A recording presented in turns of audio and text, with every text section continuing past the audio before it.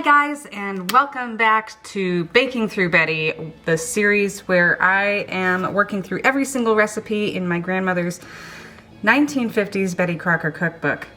I apologize deeply for the hiatus. The end of August and beginning of September were absolutely hectic, and I just didn't have the mental or physical energy nor the time to do this for you. Kendrick started school, I went back to my day shifts, which is why the days that these vlogs are going to be posted is changing, and it's been crazy. But I did get some new lighting, so I have lights like this now so that you can actually see me and see what I'm doing. So that's exciting. Today we are making cream caramels. Now, this recipe is a little bit, hard to read because this page has obviously been used a lot. So I'm doing some best guess here and a little bit of interpretation from when we made caramel apples. And the caramel for the caramel apples is actually a different caramel recipe than for the cream caramels. So let's get to it.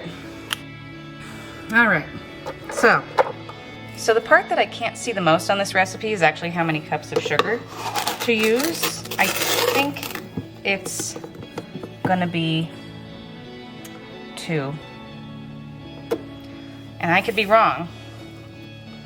So let's keep that in mind for if this fails. So we're starting with 2 cups of sugar. That is arguably a pretty decent amount of sugar. Let's be real. So 2 cups of sugar, 3/4 of a cup of our light corn syrup, a 1, a 2, and a 3. Yum. And then we're gonna do a 1/2 cup of butter. I have salt-free, unsalted Kerrygold. If you ask my husband, this is the best stuff on the planet. It's all we use, and this is not sponsored. Hey Kerrygold, can you sponsor me? Because my husband buys a lot. 1/2 cup butter. It's cold because I didn't have time to thaw it because I had to drop Kendrick off at school, preschool this morning, and then go to the store and buy stuff and take care of some mom and wife duties. So the butter's cold and I have about an hour before I need to go pick up Kendrick. Maybe less, no, maybe about 2 hours. And so before we put this on the stove, we're gonna finish this off with 1 cup of cream.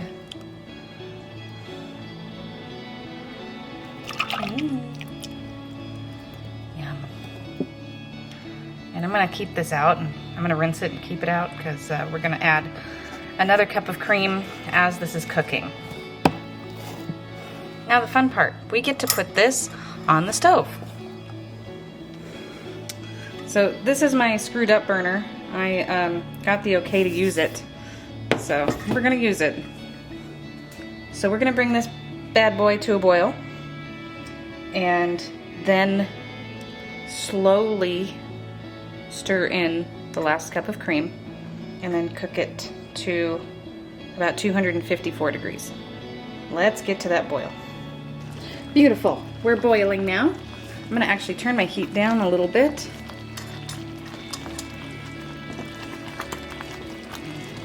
This is looking great so far with my limited knowledge. So we're gonna add in that 2nd cup of cream, and there's 2 cups in these, so I actually didn't need a measuring cup for a 2nd cup.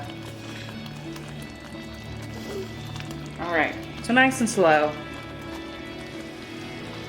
We're gonna stir this in. All right, so as this cooks, this is gonna darken and thicken.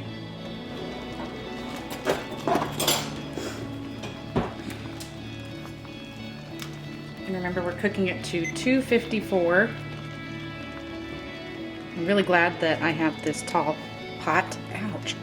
It splashed on my finger.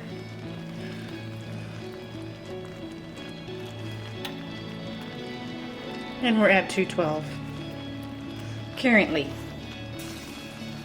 Very nice. And you want to stir consistently while that's cooking and darkening and thickening. So we're going to do that without trying to get splashed by hot cream and butter and sugar. Because that doesn't feel too good, if we're going to be honest. Well, my light just fell into my caramel. That's not good. Let's take you to the sink. Anyways, as you can see, we are starting to get darker here.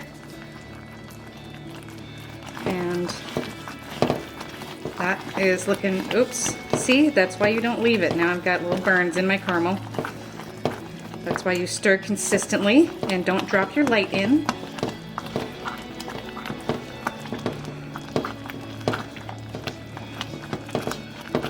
So it's getting thicker, it's getting darker. This is what we want to see.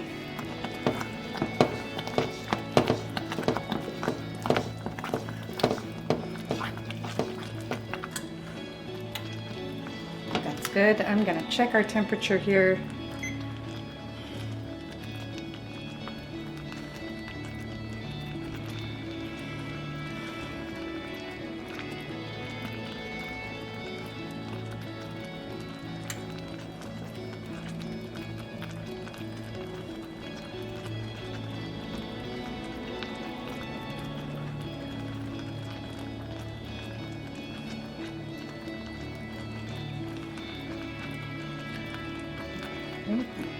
It's about 237, 236.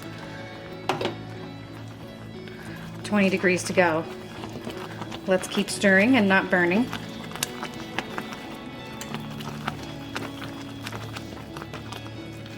This is the point really where you can't walk away from it, because now that it's getting thicker, obviously it's gonna burn quicker and easier. I don't know, I left it to go rinse that light off for a minute maybe, probably more, I don't know.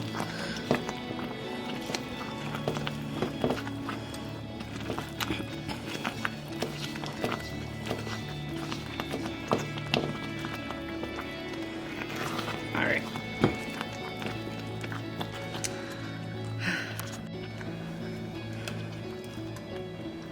All right, I'm rechecking the temperature and we're there. We are at 255 degrees. Again, this stove varies in its heat because of how it's made. Everything feels so chaotic right in this second. I did buy 2 of those lights, so at least I have another one. I just can't do anything about it right in this moment. Okay. So now that we're here with our temperature, it says to pour it onto a 7-inch pan, but I don't have a 7-inch pan. I have this, so.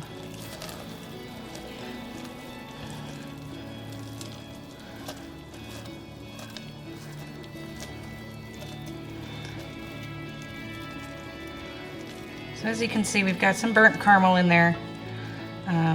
I don't think that would have happened had I been able to stay at the stove there for a minute, but I couldn't just stick that light anywhere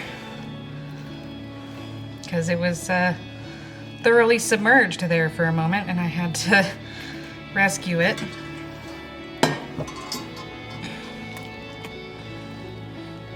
The recipe also says to put nuts on the bottom of this, like lay nuts down and then pour the caramel over top, but I'm not a fan of nuts in my caramel. I'm not a fan of nuts in my desserts, like, unless it's really special. So I didn't, because I didn't want to. But you can, if you want to.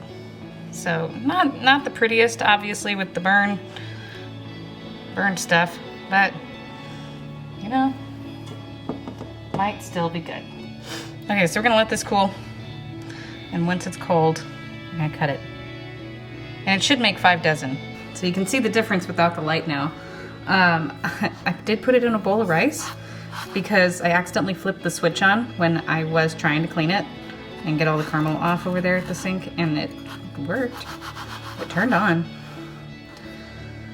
So we're just gonna let that try to relax. Maybe it'll work, maybe it won't. I did buy 2 of them, so you know, I have a second. It's not the end of the world if that one's broken. But that was pretty silly. All right, I will be back in the cut of a frame rate. Okay, I'm back. Update on my light. It didn't survive. I don't know how we could expect it to, so I'm glad I bought a second one. We have lighting again. Certainly not going to set it up there again, ever. I'll figure out something else. I'll put it on a tripod. Maybe I'll put it on top of the camera since I think it has a shoe adapter in order to do that. So let's get back to this vlog now that our caramel is done. So it's hard. It's supposed to be hard with the temperature that, you know, it cooked at. Followed the instructions. I double checked that these came out at the hardness that they're supposed to, because Google's our friend these days. And now I gotta try and get it out of that pan. So I've loosened it from the pan just a little bit, and it has cracked. So the instructions tell you to cut it, which I don't know how I'm gonna cut it because it's hard, but I am going to, at this point, just turn it upside down and bang on it.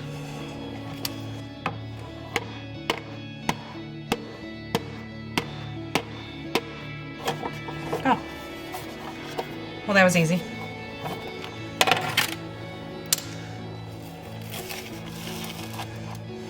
Okay, so as we can see, it has cracked.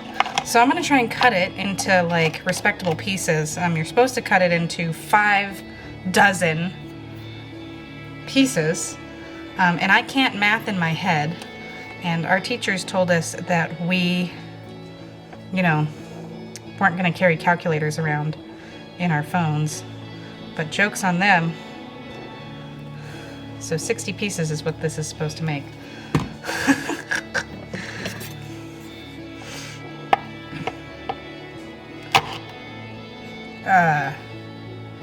I don't think that's gonna cut.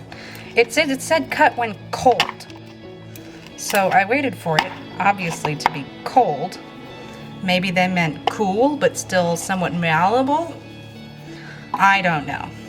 Either way, this is turning into a mess already, and I'm likely just gonna break it up, and we can try it.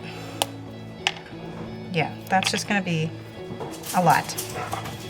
All right, as you can see, it's now chopped. I forgot to put my apron back on after taking a little break to take care of the toddler.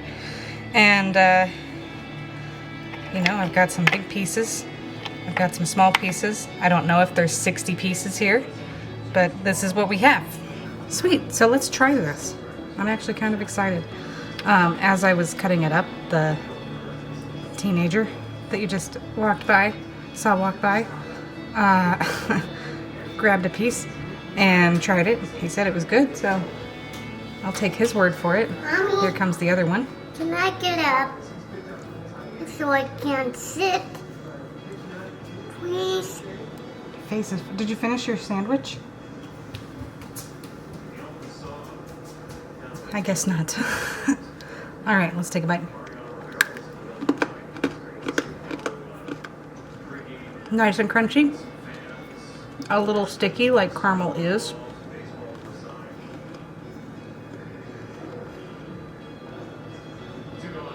It's good. It's good. This recipe was a win. I did not fail.